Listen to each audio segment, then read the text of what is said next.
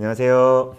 법무법인 백송 파트너 변호사 윤재원입니다. 오늘은 이혼과 재산 분할에 대해서 알아보도록 하겠습니다.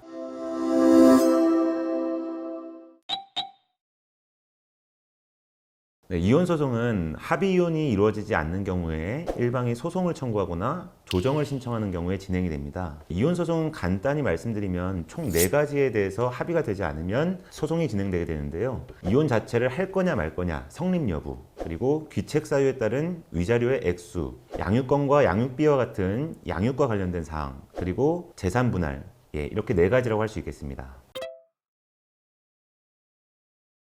부부관계가 파탄이 되는 원인은 일방의 외도, 낭비, 종교 편향, 애정의 소멸 등 다양한 원인이 있을 수 있는데요. 최근 들어서 법원에서는 완전히 일방에게만 귀책 사유가 있지 않다면 이혼 자체에 대해서는 최대한 인용하는 경향이 크기 때문에 이혼의 성립 여부 자체는 사실 큰 이슈가 되지 않습니다. 그런데 위자료와 관련해서는 귀책 사유가 누구에게 있는지 여부에 따라 위자료 책임 소재 및 액수가 달라지기 때문에 잘잘못을 가리기 어렵고 소통이 멈춘 경우에는 합의가 잘 이루어지지 않습니다. 양육권과 관련해서는 부모가 양육권을 서로 가지려고 하는 경우가 있는데 이러한 경우에도 합의가 이루어지지 않으면 결국 재판상 이혼으로 갈 수밖에 없습니다. 그런데 저의 경험상으로는 재판상 이혼의 원인 중 가장 큰 비율을 차지하는 것이 재산 분할에 대한 다툼이라고 보여지는데요. 헤어지는 마당에 재산이 많아서 나누어 줘야 하는 측과 재산이 적어서 재산 분할을 받아와야 하는 측 사이에 협의가 이루어지기란 쉽지 않기 때문입니다.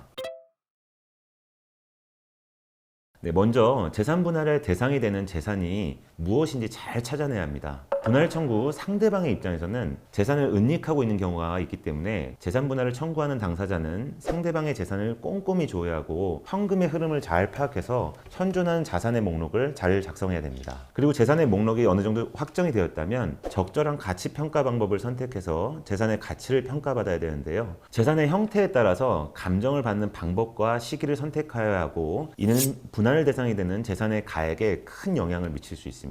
이는 변호사들의 역량이 가장 큰 영향을 미치기 마련인데요. 경험과 노하우를 통한 전략의 수립이 매우 중요하다고 할 수 있습니다. 저희 법무법인 백송의 변호사들은 수십 년간 법원, 검찰, 대형 로펌에서 근무한 구성원 변호사들의 협업을 통해서 재산 분할에서 가장 큰 금액을 받을 수 있도록 도움을 드리고 있습니다.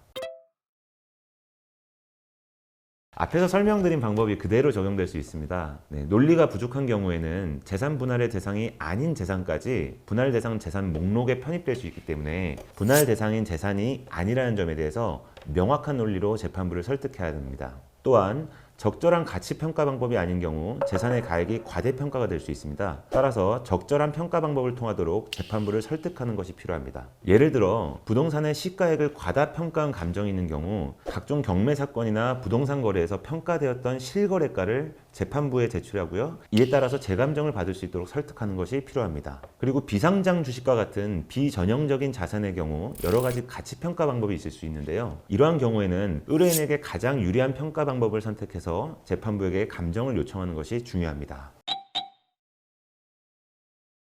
재판으로 이혼을 하게 되는 이유는 여러 가지가 있지만 가장 큰 부분을 차지하는 것이 재산 분할 부분인 것 같습니다. 변호사의 역량에 따라 재산 분할의 금액은 매우 달라지게 되는데요. 전략의 수립과 치열한 준비를 통해서 좋은 결과를 받을 수 있으시길 바라겠습니다. 그리고 저희 법무법인 백송은 법원장, 검사장, 부장 판검사, 대형 로펌 출신 등 수십 년의 법조 경험이 있는 구성원들이 최상의 결과를 제공해드리고 있습니다. 많은 관심과 성원을 부탁드리고요. 구독과 좋아요, 알림 설정도 부탁드리겠습니다.